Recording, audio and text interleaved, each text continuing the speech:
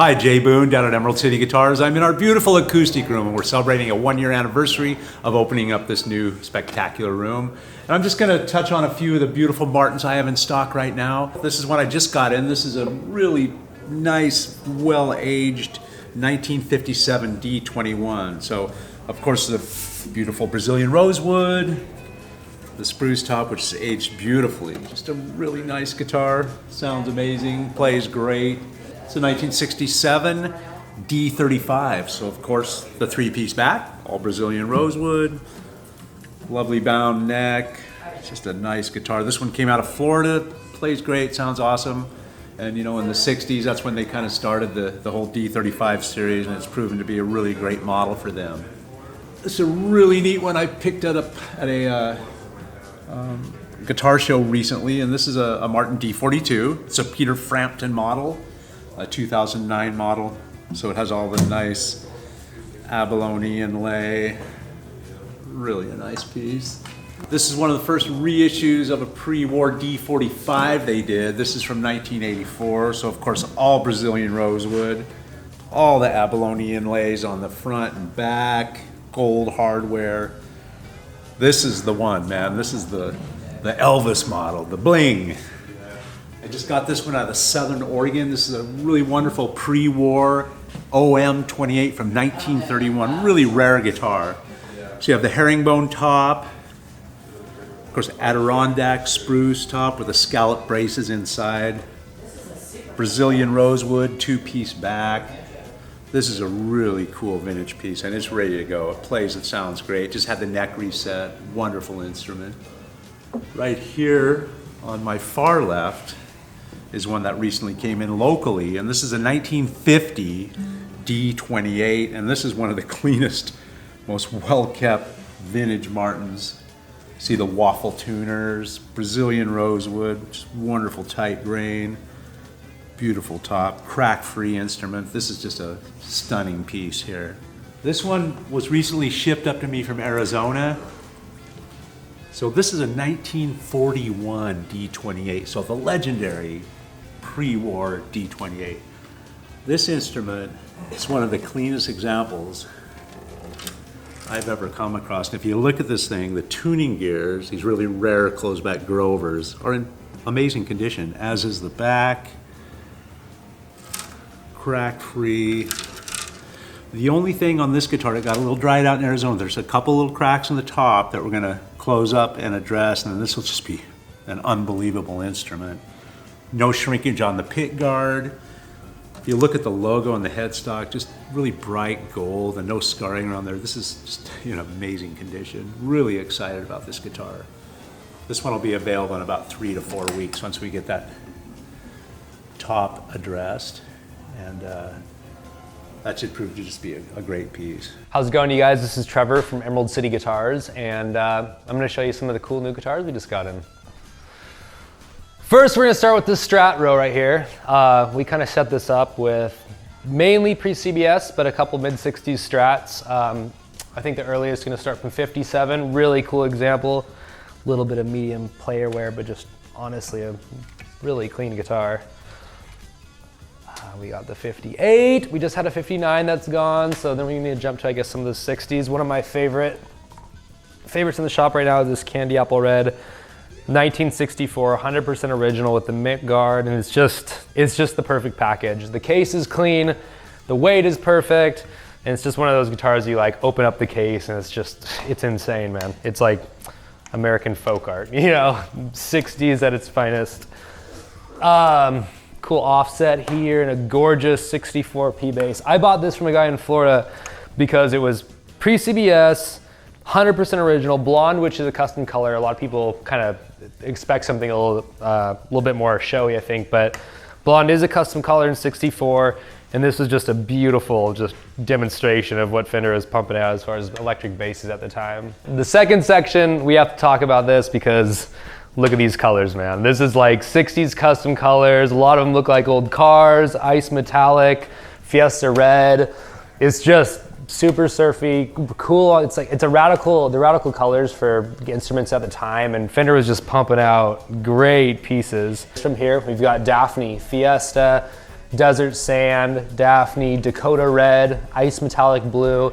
This is a custom color close to Daphne, but you can notice that, right? That's a little different. Behind that, we got a selection of Coronados, 2 of the 6 strings in awesome colors, the bass, the Starcasters. Just a really awesome little part of the shop that showcases this array of colors that Fender had at the time. They're awesome. I can't get off the stage without stopping by this. 2 Esquires, Blackguard. So early. This one is the finest example I've ever seen. It's in a marvelous condition, completely untouched. This is kind of the polar opposite, but equally as cool. It's been played. A guy threw a pickup in there to make it a Telecaster, and it's just. It looks like it's been dragged behind a truck, which I really love. I love both sides of the story, but anyways, now I'm gonna show you the goodies. So follow me over here. All right, so, oh, look who's up here. We got Tyler Geske. All right, so I'm sitting here with Tyler Geske, who is the new full-time tech at Emerald City Guitars. We deal with some of the craziest, coolest vintage guitars in the world. We needed the best guy. His resume is insane. It blew us all away. We played our cards right. He's sitting with us today. Ladies and gentlemen, Tyler Geske. I really can't say enough about this guy. But anyways, I wanted to go through a couple cool pieces with him. Let's set that old 64 Strat down. So, Tyler's a geek, like all of us here. And we all constantly are huddled around guitars like a campfire, just geeking out and, try not to drool on these amazing pieces. This is one that Tyler and I have kind of freaked out over a bit. So I'm gonna pull this guy out. So open it this way. Let's see. This here is the newest 1959 Les Paul Standard that we have at Emerald City Guitars. We've had about 8 or so in the last couple years, and they just keep on coming in because we've really kind of honed in on these instruments. We love facilitating the sales of them. It's always an adventure, but we are seriously just like freaks over these guitars. And this was a really cool example. My favorite thing about this guitar is it's just completely rock and roll. It's been played, but it's all honest wear, and it's 100% there. It has repro tuners on it. Some guy had Grovers on it, I'm guessing, at one point, and which are great tuners, but you had to ream them out a little bit to fit them on. Somebody took the Grovers off, put great reproduction tuners on there so it looks correct, but other than that, that is 100% original. Man, my favorite thing about this one is the, as we all know, the lacquer formula got changed in '60, so lots of 60s and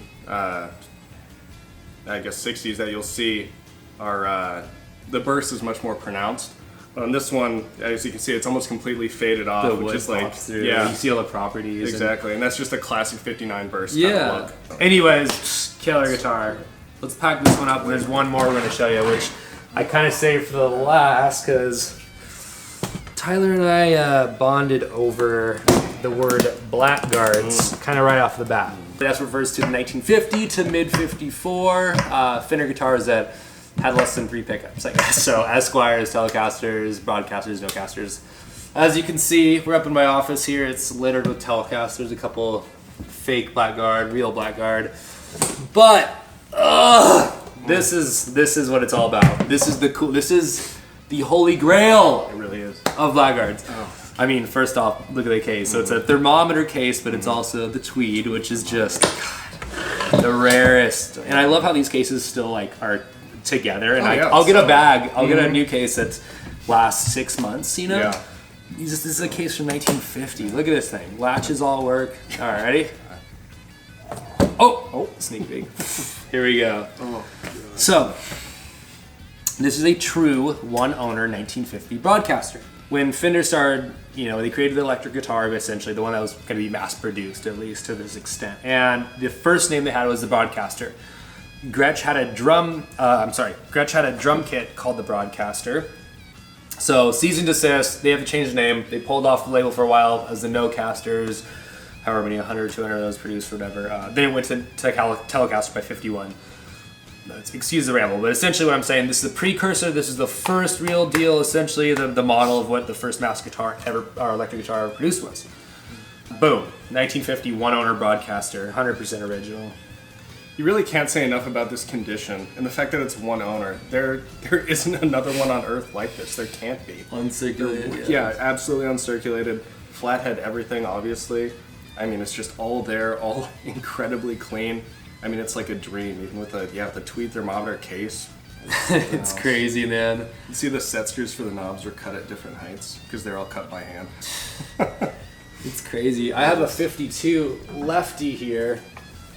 That, I mean, it's just crazy to see. There's a couple differences they made, you know, some of the tones, this and that. I mean, but it's cool to see two. I mean, geez, man.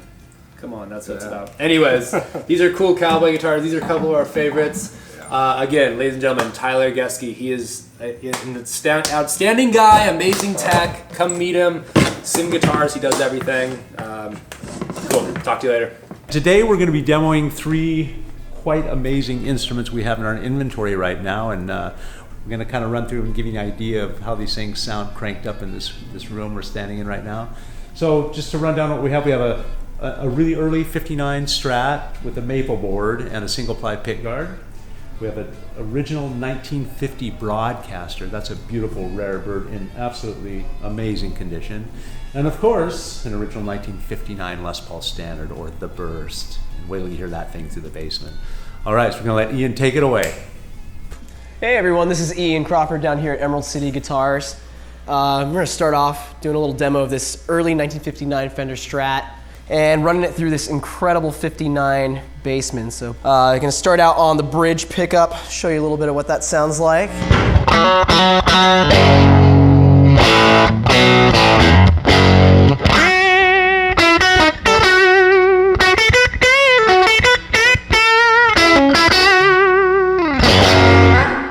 And show you the middle pickup here. It's nice and creamy.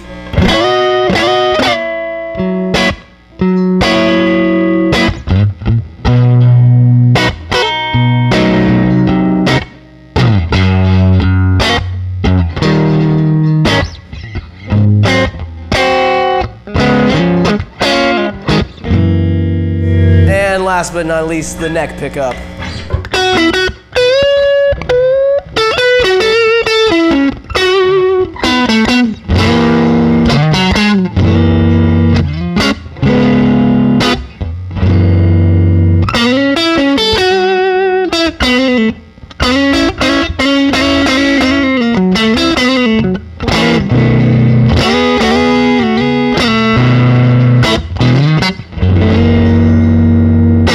Great example of a late 50s Fender Strat. This thing just screams. Okay, here we have an original 1950 Fender Broadcaster, 100% stock. This is a wicked beast. So I'm gonna start out, took the ashtray cover off, start out in the bridge position, play a little chicken picking for you here.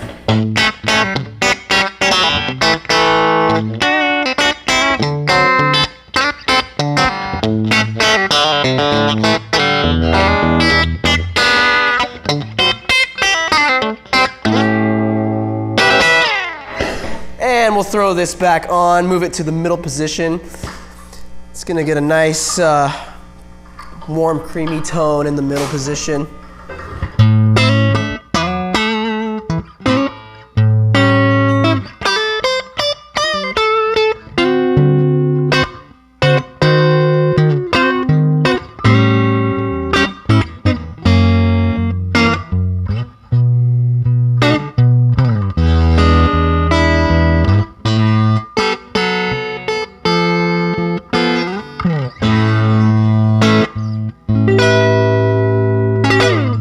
And lastly, the neck position's got a very, very round, warm, kind of no high-end tone, very good for jazz.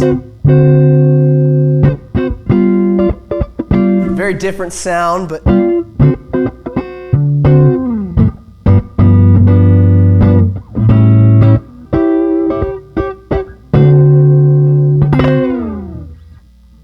okay, last but not least, my personal favorite. This is a 1959 Les Paul Standard Burst, all original.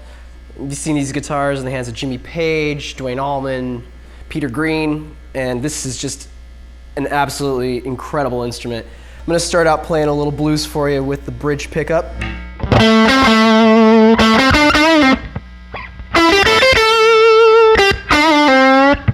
And you can just hear the response from the amp. It just really just brings out something incredible.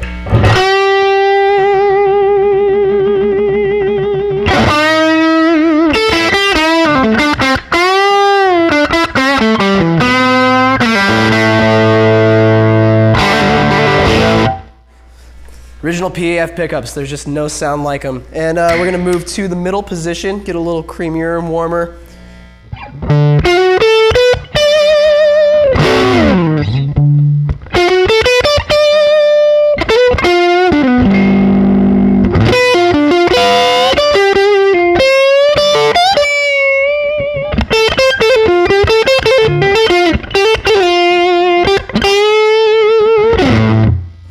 And lastly, the neck.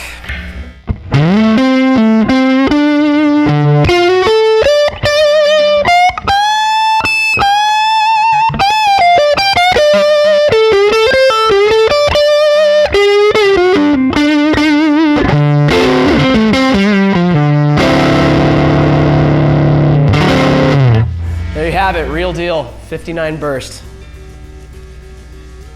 So just a little look at some of the wonderful instruments we have down here, and we invite you all to come down and strum a few of these.